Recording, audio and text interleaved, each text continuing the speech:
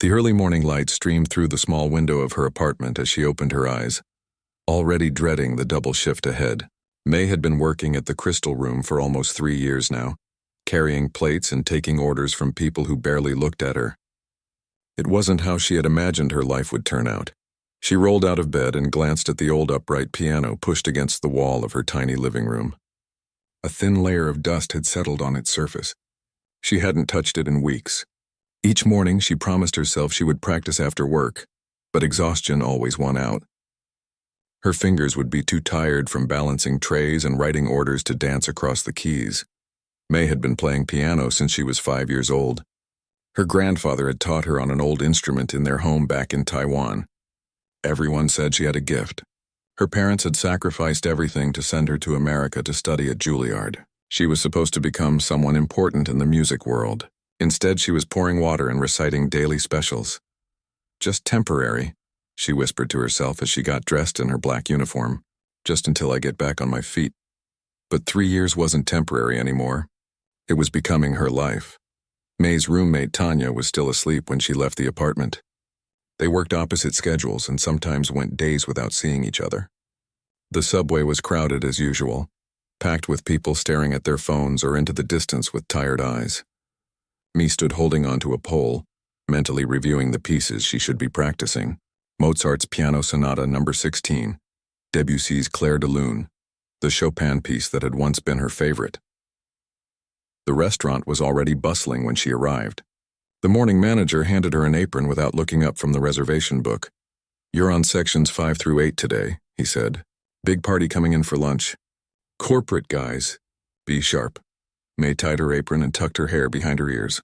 No one at the Crystal Room knew about her background in music. She had never mentioned Juilliard or the competitions she had won as a teenager. What would be the point? Here she was just another server carrying food and clearing tables. "Hey, did you hear about tonight?" Another waitress, Lily, was refilling salt shakers nearby. "Some fancy private event. Music people. Record company big shots or something?" "No, I didn't know," May replied, arranging silverware on her tables. "Yeah, they've got some pianists coming in to play during dinner. Probably some old guy in a tux playing boring stuff nobody listens to." Lily rolled her eyes. "But hey, they tip well, these music types." May felt a familiar ache in her chest. Once she had dreamed of playing for people like that. Important people who could change her life with a single conversation. But everything had fallen apart during her second year at school. The panic attacks had started during a crucial recital. Her hands had frozen over the keys, her mind going completely blank in front of the judges and audience. The scholarship committee had been understanding but firm. Without financial aid, she couldn't continue.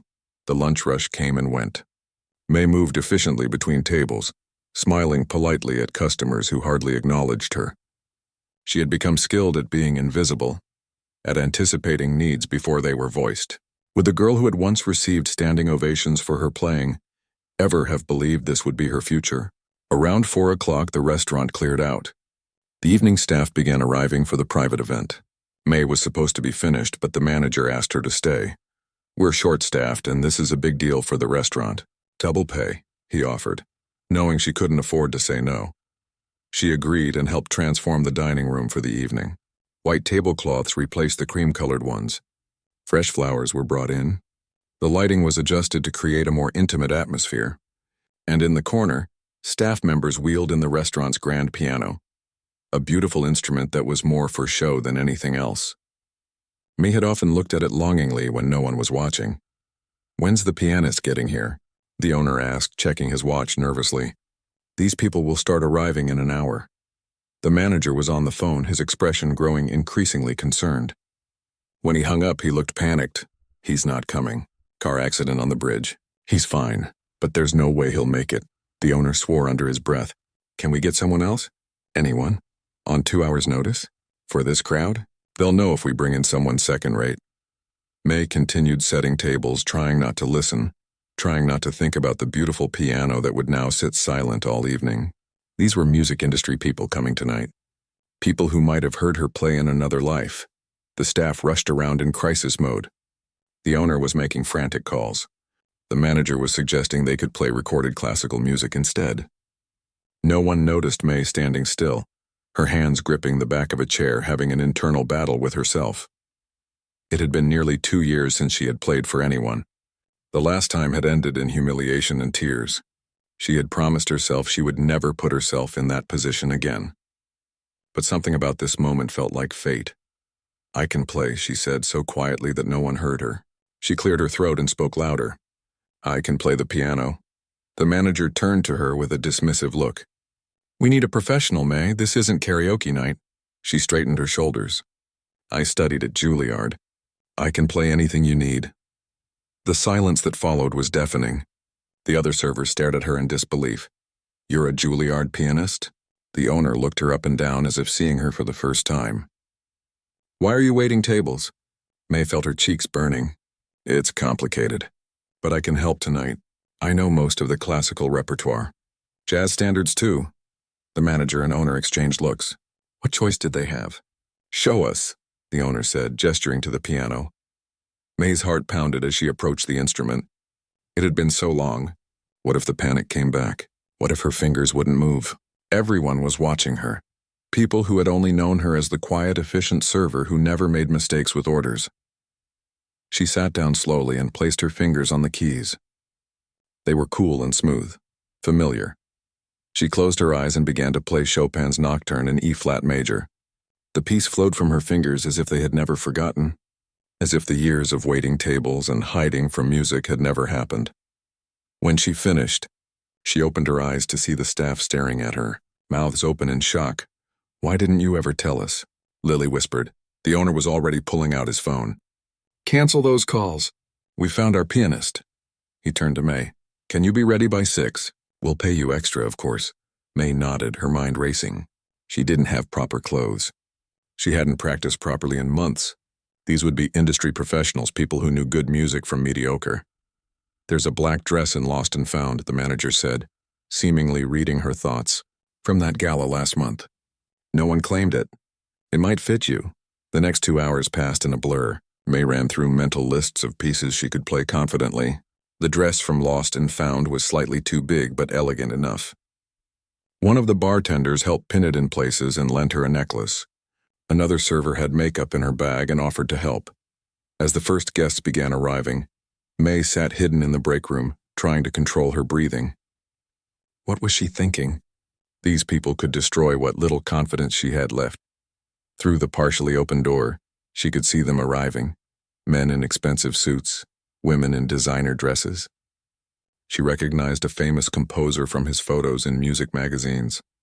There was a renowned orchestra conductor, a woman who ran one of the biggest record labels in the country. "It's time," the manager said, appearing at the door. "They're all seated." May stood on shaky legs. "I don't know if I can do this." He looked at her strangely. "Why did you offer if you weren't sure?" She didn't have an answer that made sense. Some pull toward the life she had abandoned. Some need to prove to herself that the music was still inside her. "Just play what you love," he said awkwardly, not used to giving pep talks to his staff. "They're just people who like good music." May nodded and took a deep breath. As she walked through the dining room toward the piano, she felt like she was floating outside her body. Conversations continued around her. No one paid attention to another staff member moving through the space. She sat at the piano bench and adjusted it slightly. The room hadn't fallen silent. No one was watching expectantly.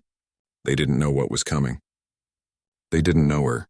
For now, she was still just the waitress. But when her fingers touched the keys, everything would change. May placed her fingers on the keys and took one final deep breath. The chatter of the dining room continued around her. The clinking of glasses, the murmur of important people discussing important things. No one was paying attention to her yet. It was both comforting and nerve-wracking. She began with something gentle, Debussy's Clair de Lune. Her fingers remembered the notes even if her mind was clouded with doubt. The piece started softly like a whisper, not demanding attention but gently asking for it. Somewhere around the 30-second mark, she noticed the first change in the room. A conversation at the table nearest to the piano stopped abruptly.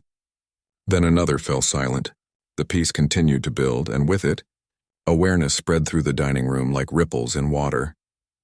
By the time she reached the middle section, where the music swells with emotion, the entire restaurant had grown quiet. She kept her eyes closed. afraid to see the faces of people who knew music far better than most, people who could crush her dream all over again with a single dismissive glance. When the final notes of the Debussy faded, there was a moment of complete silence. Then came the applause, not the polite, obligatory kind she had expected, but enthusiastic and genuine. May finally opened her eyes. The owner of the restaurant was standing near the bar, looking at her with an expression of disbelief and delight. The servers had paused in their duties to listen, and the guests, the important music industry people, were turning in their seats to see who had been playing. May felt her cheeks flush.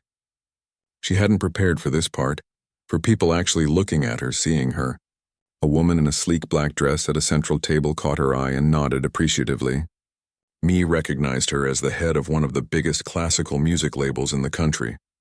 Without giving herself time to think or panic, May moved into her next piece, Chopin's Fantaisie Impromptu. This one was faster, more technically demanding. The kind of piece that showed skill and training. Her fingers flew over the keys, muscle memory taking over where conscious thought failed her.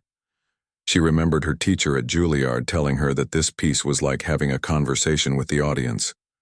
The left hand maintained a steady rhythm while the right hand sang above it, telling a story of passion and longing. May poured everything into it, her disappointment, her lost dreams, her secret hope that somehow tonight might change things. As she played, memories flooded back. The countless hours of practice, the competitions, the moment when her teacher had first told her she had what it took to be truly great. And then the terrible day when it had all fallen apart, the panic attack during her scholarship recital that had cost her everything. But tonight there was no panic. Only music. When she finished the Chopin, the applause was immediate and even louder than before. People were whispering to each other, gesturing toward her. The restaurant owner was beaming, moving between tables, clearly taking credit for discovering such talent among his staff. "Play something else," someone called out. It was the famous composer she had recognized earlier. May nodded and thought for a moment. She wanted to show versatility. She shifted into Gershwin's Rhapsody in Blue, a piece that bridged classical and jazz. It was ambitious for a solo piano, but she had always loved the challenge of it. As she played, she felt something she hadn't experienced in years, pure joy in the music. Not anxiety about performing it correctly, not fear of judgment. Just the simple pleasure of creating something beautiful and sharing it with others who appreciated it. The restaurant had transformed. Servers stood along the walls, food momentarily forgotten. The manager had a hand over his mouth, eyes wide with amazement. Guests had stopped eating, their attention fully on the waitress at the piano who was revealing herself to be something entirely unexpected. When she paused after the Gershwin, she noticed people had taken out their phones. They were recording her. The thought might have terrified her before, but now it felt like a validation. These people, these experts, thought what she was doing was worth capturing. "Who are you?" The question came from a tall man with silver hair who had approached the piano. He wore an expensive suit and had an air of authority that made everyone nearby fall silent. "Mei Lin," she answered, her voice barely above a whisper. "I work here." "Not just that," he said with a knowing smile. "Where did you study?" "Juilliard," she admitted. "For almost 2 years. I didn't finish." He nodded as if this confirmed something. "I'm Anton Dvorak. I conduct the Metropolitan Orchestra." He handed her a business card. "Call my office tomorrow. We should talk." May took the card with trembling fingers. The conductor of the Metropolitan Orchestra wanted to talk to her. It seemed impossible. Before she could respond, other guests had gathered around the piano. The woman from the record label was there too. "Do you have a repertoire prepared? For a full recital?" she asked, direct and businesslike. I used to," May stammered. "I would need to practice more, but—" "Call me too," the woman interrupted, handing over her own card. "We're always looking for new talent, especially talent with a story." More people approached, more cards were pressed into her hands. May felt overwhelmed. Just hours ago, these same people had barely noticed her as she poured their water and recited the specials. Now they were clustering around her, asking about her background, her training, her favorite composers. The owner appeared at her side, placing a protective hand on her shoulder. "Ladies and gentlemen, our pianist needs a short break. Please enjoy your meals and she'll return to play more shortly." He guided her toward the kitchen away from the crowd. Once they were out of sight, he turned to her with wide eyes. "Where have you been hiding this? All this time serving tables and you can play like that?" May couldn't find the words to explain her complicated history with music. How could she tell him about the crippling anxiety that had destroyed her confidence? About the shame of failing when so many had believed in her? "It's a long story," she said finally. "Well, it's a story that's about to change," he replied. "I want you to play here regularly. We'll bill you as our house pianist. Better pay, of course, it was happening so fast." Just that morning, she had been a server who hadn't touched a piano in weeks. Now people were making her offers, handing her business cards, talking about opportunities. "I need to think," she said, leaning against the wall for support. "Think fast," the owner said with a laugh. "They're waiting for you out there." "And May?" His tone softened. "Whatever happened before, why you stopped playing. It doesn't matter now. You were born to do this." A server pushed through the kitchen doors, eyes wide with excitement. "May, they're asking for you. Someone from the record company is live streaming your performance and people online are going crazy." May felt a flutter of panic. Live streaming? People watching beyond this room? But strangely, the fear didn't overwhelm her this time. Instead, she felt a spark of something she hadn't experienced in years. Anticipation. Excitement. "Tell them I'll be right out," she said, straightening her borrowed dress. Her phone buzzed in the pocket of her apron, which was hanging on a hook nearby. She pulled it out to see a text from her roommate, Tanya. "Why are you trending on TikTok right now?" Attached was a video clip of May playing the Gershwin piece, already with thousands of views and comments scrolling by too fast to read. Her hands should have been shaking. Her breath should have been short and panicky. That's what had happened before when the pressure mounted. But instead she felt strangely calm, as if after years of hiding she was finally stepping into the light where she belonged. When she returned to the piano, the entire restaurant broke into applause. Someone had moved a small vase of flowers to the top of the piano. The atmosphere had changed from a formal business dinner to something more like a concert. "Any requests?" she asked, surprised by the confidence in her own voice. Several suggestions called out at once. She smiled and chose Liszt's Hungarian Rhapsody No. 2, a showstopper that demonstrated both technical skill and emotional range. As her fingers found the opening notes, she caught sight of Lily and the other servers watching her with expressions of wonder and pride. The manager was on the phone, presumably telling someone about the unexpected turn the evening had taken. The owner was already speaking with guests about a special piano night featuring his discovery. Life had changed in an instant. She didn't know what tomorrow would bring, whether the business cards in her pocket would lead to real opportunities or disappointments, whether her anxiety would return when the adrenaline wore off, whether this magical night was a beginning or just a beautiful moment. But for now, there was only the music, flowing from her fingers as naturally as breathing. For now, there was only this room full of people who had seen past the waitress uniform to the artist beneath. For now, there was only the joy of returning to the thing she loved most in the world. And for the first time in years, May played without fear of what came next. The morning after her unexpected performance, May woke to the sound of her phone buzzing nonstop. She reached for it groggily, squinting at the screen. Dozens of notifications flooded in. Messages from friends she hadn't spoken to in years, alerts from social media platforms she rarely used, and several voicemails from numbers she didn't recognize. What in the world? She mumbled, sitting up in bed. Her roommate Tanya burst through the door without knocking, still in her pajamas, eyes wide with excitement. "You're famous!" she exclaimed, jumping onto May's bed and shoving her own phone in May's face. "Look at this!" The screen showed a video that had been viewed over 200,000 times. The title read, "Waitress stuns elite music execs with mind-blowing piano skills." The thumbnail image was unmistakably May at the piano in the Crystal Room, wearing the borrowed black dress. "How did this happen?" May asked, her mind still foggy with sleep. "Someone at the restaurant posted it last night and it went viral. It's everywhere, TikTok, Instagram, Twitter. People are obsessed with you." May took the phone and scrolled through the comments. They ranged from "This gave me chills" to "Hollywood needs to make a movie about her story," to "Why was this incredible artist serving tables?" It felt surreal. Just 2 days ago, she had been an anonymous waitress, her musical talent hidden from the world. Now thousands of strangers were watching her play, commenting on her abilities, speculating about her life story. "Oh, and your mom called me since you weren't answering." Tanya added. Apparently, relatives in Taiwan saw the video. Your grandfather is telling everyone in his village that his granddaughter is a star in America. May felt a pang of emotion at the mention of her grandfather. He had been her first teacher, the one who had recognized her talent before anyone else. He had cried when she'd left for Juilliard, certain she was destined for greatness. She hadn't had the heart to tell him when she'd dropped out, instead making excuses about why he couldn't attend her recitals. Her phone buzzed again with an incoming call. The restaurant owner. May. Thank goodness you answered. You need to come in today. But it's my day off. Not to work, not to work. He clarified quickly. People are calling the restaurant nonstop asking about you. There's a reporter from the local news who wants to interview you. And I've had 3 different booking agents call about having you perform here regularly. We need to talk. Her head was spinning. I'll be there in an hour, she managed to say before hanging up. Tanya was already rummaging through their shared closet. You can't wear your usual stuff. You're a star now. Here, borrow my blue dress. And I'm doing your hair.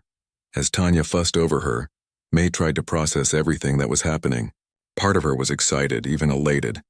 But another part was terrified. The last time she had been in the spotlight, it had ended in a very public failure. What if that happened again? What if all these people watching her online, all these industry professionals suddenly interested in her, witnessed her crumbling under pressure? Her phone buzzed yet again, a text from Lily, her coworker. The restaurant is packed with people hoping you'll show up and play again. Also, I can't believe I've been working with a piano genius for 3 years and never knew. May took a deep breath. There was no hiding anymore. When she arrived at the Crystal Room, she barely recognized it. Even though it was only 11 a.m., every table was filled. Patrons with expensive cameras lingered near the entrance. The grand piano had been moved to a more central location and polished to a high shine. The manager rushed over as soon as he spotted her. There she is. Our star. He lowered his voice. Listen, I know this is overwhelming, but try to enjoy it. Opportunities like this don't come along every day. He led her through the restaurant to the owner's office where several people were waiting. She recognized the owner, looking more pleased than she'd ever seen him, and a woman with a microphone who must have been the reporter. But there were 2 other people she didn't know. A sharply dressed woman with fashionable glasses and a middle-aged man with kind eyes. May, I'm glad you're here, the owner said. Let me introduce everyone. This is Diane from Channel 8 News who wants to do a feature on you. This is Nancy Blake, a talent agent who specializes in classical musicians. And this is Professor Huang from the Manhattan Conservatory of Music. May shook hands with each of them, feeling slightly dazed. It's nice to meet you all, but I'm a little confused about what's happening. What's happening, Nancy the agent said with a confident smile, is that you've become an overnight sensation. The video of your performance has over 500,000 views now. People love the story, the hidden talent, the humble waitress with extraordinary skills. It's marketing gold. And the playing itself is exceptional, Professor Huang added more gently. I was at dinner last night. I've been teaching piano for 30 years, and what you did was remarkable, especially for someone who hasn't been actively performing. How did you know I haven't been performing? May asked. Your colleague mentioned you hadn't touched a piano in weeks, he explained. And yet your technique was nearly flawless. That speaks to serious training and natural ability. The news reporter leaned forward. We'd love to tell your story, May. How you came to America, your time at Juilliard, why you stopped playing, and now this incredible comeback. Human interest stories like yours don't come along every day. May felt her chest tighten. They wanted her to talk about the panic attack, about failing, about disappointing everyone who had believed in her. She wasn't sure she was ready for that. I'm not comfortable discussing all of that on camera, she said quietly. Nancy, the agent, nodded. And you don't have to. We can shape the narrative to focus on the positive, your rediscovery, your second chance. The important thing is to capitalize on this momentum. Capitalize how? May asked. I've already had calls from 3 venues that want to book you for recitals, Nancy explained. The Riverside Hall has an opening next month due to a cancellation. It's a prestigious venue, 500 seats. I think we should take it. Next month? May felt panic rising. I couldn't possibly be ready that soon.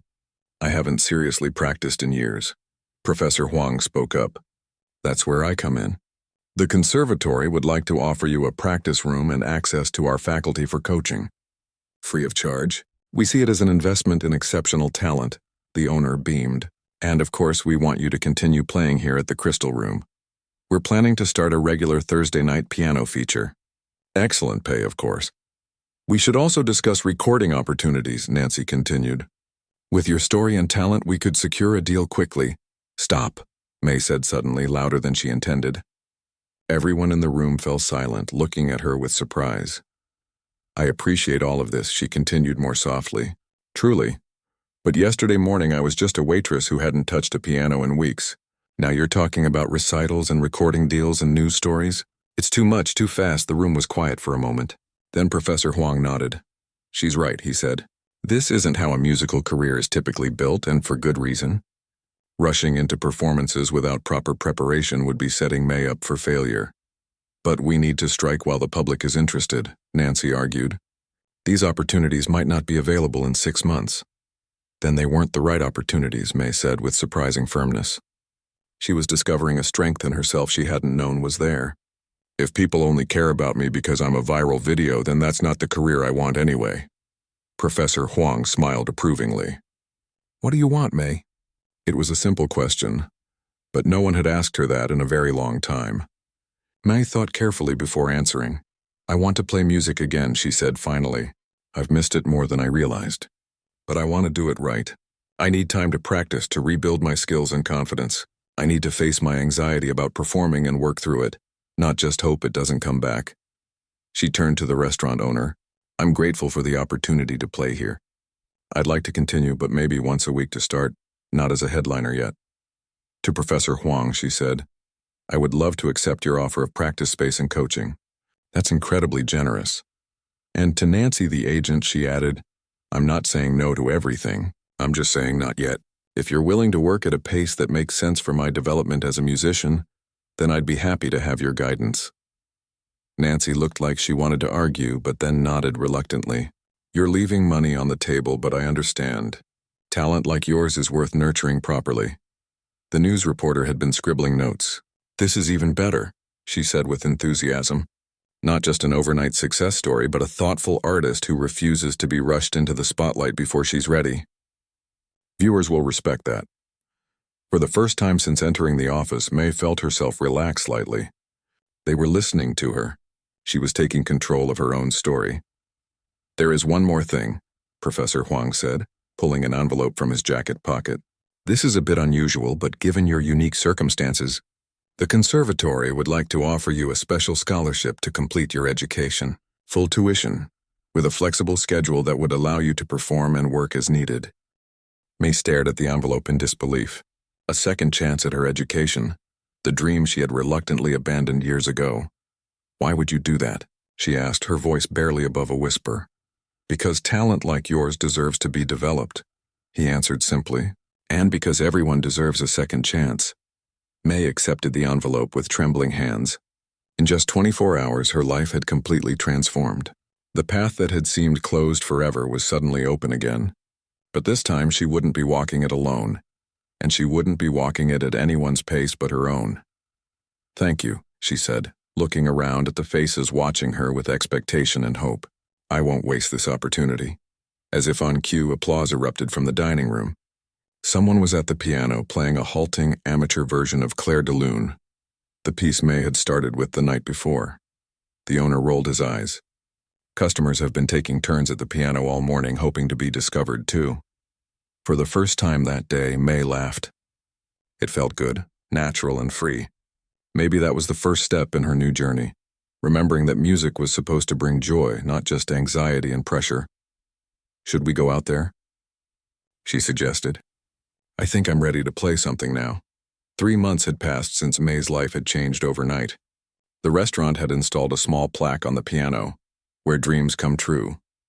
Tourists would come in hoping to see the famous Waitress pianist, as the internet had dubbed her. Most left disappointed, as May now only played there on Thursday evenings, which were consistently booked solid weeks in advance. Today was a Tuesday, and May stood outside the Manhattan Conservatory of Music, clutching her sheet music to her chest. The magnificent stone building had always intimidated her, even back in her Juilliard days when she would come here for special master classes. Now she was a student here, thanks to Professor Huang's scholarship offer, taking a carefully curated selection of classes that worked around her growing performance schedule. "You're early again," a voice called out. It was Vivian, an elderly piano teacher who had taken May under her wing. Unlike some of the other faculty who treated May with kid gloves due to her unusual situation, Vivian was refreshingly direct. "I like to practice before lessons," May explained, following Vivian into the building. "The practice rooms here are better than my apartment. That tiny upright of yours?" Vivian snorted. "I'm surprised it hasn't fallen through your floor," May smiled. Her old upright piano was certainly nothing special, but she had developed a new appreciation for it. Every night, no matter how late her classes ran or how tired she was, she practiced on it for at least an hour. The neighbors had complained at first, but after they realized who was playing, they had become supportive, even slipping encouraging notes under her door. They reached Vivian's teaching studio, where a magnificent Steinway grand piano gleamed in the morning light. This was May's favorite place in the whole building, a room dedicated solely to music, with perfect acoustics and a view of the city that somehow made her feel both small and significant at the same time. "So," Vivian said, settling into her chair, "the Riverside Hall recital is this weekend. How are you feeling?" The question made May's stomach tighten. Despite 3 months of intensive practice and preparation, the thought of performing at such a prestigious venue still terrified her. It would be her first major solo recital since her disastrous scholarship performance at Juilliard years ago. "Nervous," she admitted, "but a different kind of nervous than before." Vivian nodded knowingly. "Tell me about this different kind of nervous." May considered the question carefully. "Before, when I would get stage fright, it felt like drowning. Like I couldn't breathe, couldn't think. I was terrified of making mistakes, of disappointing everyone." She ran her fingers lightly over the piano keys without pressing them down. "Now I still get butterflies, but it feels more like anticipation, like I'm nervous because I care deeply about the music, not because I'm afraid of judgment." "That's progress," Vivian said with approval. "Fear can be transformed into energy. The great performers aren't fearless, they're just friends with their fear." May liked that idea, being friends with her fear rather than controlled by it. Over the past months, she had been working with a therapist who specialized in performance anxiety, learning techniques to manage the physical symptoms and reframe her thoughts about performing. "Let's begin with the Chopin," Vivian suggested. "The ballade has been giving you trouble in the middle section." May positioned her hands and began to play. The piece started gently, almost like a lullaby, before building to dramatic, stormy passages. It was in these technically demanding sections that May would sometimes falter, her old insecurities creeping in. Today, though, her fingers moved confidently across the keys. When she reached the difficult middle section, she felt the familiar tightness in her chest, but instead of fighting it, she acknowledged it and continued playing. The notes flowed from her fingers, not perfect but expressive and alive. When she finished, Vivian was silent for a moment. "You've been practicing," she said finally. "Every night," May confirmed. "It shows. But there's something else too. You're playing with more freedom. Like you're finally allowing yourself to interpret the music, not just reproduce it perfectly." This was the highest praise Vivian could give. For months, she had been pushing May to move beyond technical precision to find her own voice as an artist. "I've been thinking a lot about why I play," May said. "Before, it was always about proving something. To my family, my teachers, myself. Now it's more about connecting. With the music, with the audience." Vivian nodded approvingly. "That's what separates a technician from an artist. Now let's work on the Rachmaninoff for the second half of your program." They spent the next 2 hours fine-tuning May's recital program. By the end, May's fingers were sore and her mind was exhausted, but she felt a deep satisfaction that had been missing from her life for too long. As she was packing up her music, her phone buzzed with a text from Nancy, her agent. "Great news! Symphony director will be at your recital Sunday. Interested in you as soloist for fall program. Don't freak out." May laughed softly at the "don't freak out" part. Nancy had quickly learned that overwhelming May with big opportunities too fast only triggered her anxiety. They had established a good working relationship based on honesty and patience. Nancy pushed when appropriate but respected May's boundaries. Outside the conservatory, May checked the time. She had an hour before her music theory class, just enough time to grab lunch and call her grandfather in Taiwan. These weekly calls had become an important ritual. After years of hiding her struggles from him, she was finally being honest about both her challenges and triumphs. She found a quiet bench in a nearby park and dialed his number. He answered on the second ring, his voice warm and excited as always. "Little Plum," he greeted her, using her childhood nickname. "I was just thinking about you." "Hi, Gong Gong," she replied, smiling at the sound of his voice. "How are you feeling today?" "Oh, these old bones still work well enough. More importantly, how is your practicing? Are you ready for the big concert?" "Almost," she said. "I'm playing better, but still nervous." "Good. Nervous means you care. Remember what I always told you when you were small? The butterfly feeling means your heart is dancing with the music." May smiled, remembering how he would place her tiny hands on the piano keys, guiding her through simple melodies. "I remember. You also said that mistakes are just the music taking an unexpected path." He chuckled. "Smart man, your grandfather. Now tell me about this famous hall where you will play." As she described the Riverside Hall with its perfect acoustics and rich history of world-class performers, she could hear the pride in his silence. For years he had believed in her talent even when she had stopped believing in herself. "I wish you could be there," she said softly. "I will be there in spirit," he assured her. "And perhaps if this concert goes well and there are more in the future, I might make the journey for a special occasion."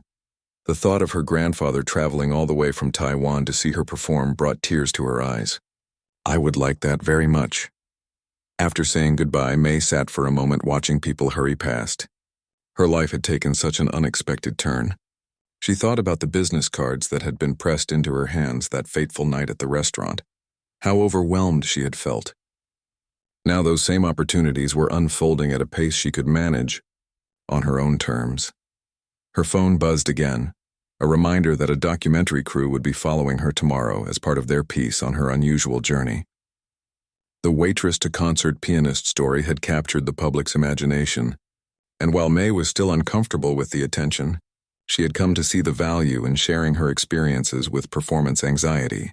If her story helped even one struggling musician feel less alone, it would be worth it. As she walked to her theory class, she passed a street musician playing violin. The woman had positioned herself near a subway entrance, her open case collecting a few scattered bills. Despite the indifferent crowd and noisy surroundings, she played with complete absorption, her eyes closed, swaying slightly with the music. May dropped a $20 bill into the case and caught the violinist's surprised smile. There was a silent moment of understanding between them. Two people who spoke the same language of music, regardless of venue or acclaim. That evening, May returned to her apartment to find a package waiting. Inside was a handmade card from the staff at the Crystal Room, all signed with good luck wishes for her upcoming recital. There was also a small framed photograph of the restaurant's piano, the place where everything had changed. Someone had written on the back, "Where it all began. We always knew you were special." May placed the photo on top of her own modest piano. She hadn't always been treated well at the restaurant. The work was hard and often thankless. But in a strange way, she was grateful for the journey. Without those years of struggle, would she appreciate this second chance as deeply? She sat at her piano and began her evening practice session. The Chopin first, then the Rachmaninoff, then the Bach she was closing the program with. As her fingers moved across the keys, she thought about Sunday's recital. Not with dread, but with a quiet determination. This time would be different. Not because she would play perfectly, no one ever did, but because she was different. The waitress who had hidden her talent was gone. The terrified student who had frozen on stage was gone. In their place was a woman who had found her way back to music on her own terms, who had learned that failure wasn't the end of the story but just a difficult chapter. As the final notes of Bach filled her small apartment, May felt ready. Not just for Sunday's recital, but for whatever came after. The symphony opportunity. More recitals, recording sessions, teaching. The path ahead wasn't clear, but for the first time in years she was excited to walk it one note at a time. Sunday arrived with a crisp autumn breeze.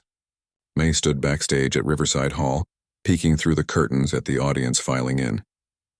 The 500-seat venue was nearly full, a fact that both thrilled and terrified her. Just a year ago, she had been serving drinks to people who barely noticed her. Now hundreds had come specifically to hear her play. 5 minutes, the stage manager said, touching her lightly on the shoulder. May nodded, smoothing down her concert dress. A simple but elegant blue gown she had purchased with her first real earnings as a pianist. Not rented or borrowed, but her own. It was a small detail, but somehow significant. She felt a presence beside her and turned to see Professor Huang. "How are you feeling?" he asked gently. "Like my heart might burst out of my chest," she admitted with a nervous laugh. He smiled. "That's normal. Even the greatest pianists feel it. The question is, what will you do with that energy?" "Transform it," she said, remembering Vivian's words. "Make it work for me, not against me." "Exactly." He handed her a small envelope. "This arrived for you at the conservatory yesterday. I thought you might want it before you perform." May took the envelope, recognizing her grandfather's handwriting immediately. Inside was a simple card with a drawing of a piano and, taped to it, a faded photograph she had never seen before. It showed a little girl, no more than 5 years old, sitting at a piano much too big for her face a picture of pure joy. Behind her stood her grandfather, beaming with pride. "I kept this all these years," her grandfather had written. "This was the moment I knew music would always be part of your life, no matter what path you took to find your way back to it. Play with this same joy today." Tears welled in May's eyes. The photograph must have been taken during one of her very first lessons, long before anyone knew she had talent, before the pressure and expectations, back when playing was simply pure happiness. "A good reminder," Professor Huang said, glimpsing the photo. "We all need to find our way back to that feeling." The stage manager appeared again. "It's time." May tucked the photo and card carefully into her program book. She took 3 deep breaths, using the technique her therapist had taught her. Inhale for 4 counts, hold for 7, exhale for 8. Feel the feet on the ground. Notice the surroundings. The stage lights were warm as she walked out. The applause surprised her with its enthusiasm. Many had followed her story online or through the recent newspaper features. She recognized faces in the front rows, the staff from the Crystal Room, Tanya and other friends, Professor Huang taking his seat, Nancy the agent biting her nails nervously, Vivian sitting ramrod straight with expectant eyes, and even the woman from the record company who had given May her card that fateful night. As the applause subsided, May sat at the magnificent grand piano. Her fingers hovered over the keys for a moment. The silence in the hall was absolute, hundreds of people waiting for her to begin. In that silence, she felt the familiar flutter of panic starting to rise. But instead of fighting it, she acknowledged it. "Yes, I'm afraid. Yes, this matters to me, and that's okay." She thought of the little girl in the photograph playing simply for joy. She thought of her grandfather's words. She thought of all the paths that had led her to this moment. The struggles, the failures, the unexpected second chances, and then she began to play. The first piece was Bach, structured, mathematical, precise. Her fingers moved with careful intention, finding the complex patterns and bringing them to life. Bach had always calmed her, the logical progressions like a puzzle that required her full concentration, leaving no room for anxiety. As the final notes of the Bach faded, the audience applauded. May felt herself settling into a rhythm, the connection between her and the piano growing stronger. The next piece was Debussy, Clair de Lune, the same piece she had played that night at the restaurant. It felt fitting, a bridge between her past and present. As she played, she allowed herself to look up occasionally at the audience. She saw faces rapt with attention, eyes closed in appreciation, slight smiles of recognition. They were with her on this journey, not judging but sharing. The first half of the recital passed in what felt like moments. At intermission, May returned to the small backstage area, surprised to find herself energized rather than exhausted. Nancy rushed back to give her a quick hug. "You're killing it out there," she whispered. "The symphony director is impressed." "I can tell." But strangely, May found she wasn't thinking about future opportunities or career advancement. For the first time in her performing life, she was fully present, thinking only of the music and the connection with the audience. "The second half is more challenging," she said, reaching for her water bottle. Nancy nodded. "The Rachmaninoff is a beast. But you've got this." When May returned to the stage, she felt a subtle shift in the atmosphere. The audience had been appreciative before, but now there was an anticipation, as if they sensed the more emotionally demanding music to come. The Chopin Ballade came first, the piece she had struggled with for months. As she began playing, she allowed herself to be vulnerable, to put all her emotions into the music, her years of hiding, of doubt, of regret, but also her rediscovered hope and determination. When she reached the difficult middle section, time seemed to slow. Each note rang clear and purposeful. Her fingers found their way through passages that had once terrified her. She wasn't just playing the notes. She was telling her story through them. The final piece was Rachmaninoff's Piano Concerto No. 2, arranged for solo piano. It was ambitious, perhaps too ambitious for someone just returning to performance after years away. But May had insisted on including it. The piece began with those famous dark bell-like chords, building slowly in intensity. Halfway through, something unexpected happened. May's fingers slipped, creating a wrong note that rang out clearly. In the past, such a mistake would have shattered her confidence, sending her into a spiral of panic. But today, she simply acknowledged it and continued. One wrong note didn't define the entire performance. One mistake didn't erase all the beauty that came before and would come after.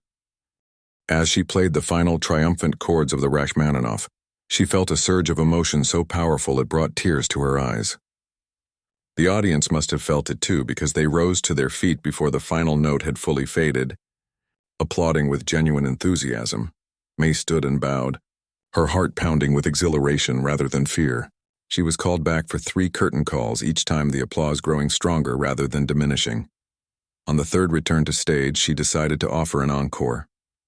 It wasn't something she had planned or rehearsed with Vivian. Instead, she sat at the piano and played a simple Taiwanese folk song that her grandfather had taught her as a child. It wasn't technically impressive or dramatically complex, but it was honest and heartfelt, a tribute to where she had begun and to the man who had first shown her the magic of music, the simplicity of the melody after the complexity of the Rachmaninoff, seemed to touch the audience deeply. When she finished, the applause was different, warmer somehow, more personal. Backstage after the recital, May was surrounded by well-wishers. The symphony director did indeed want to discuss featuring her as a soloist.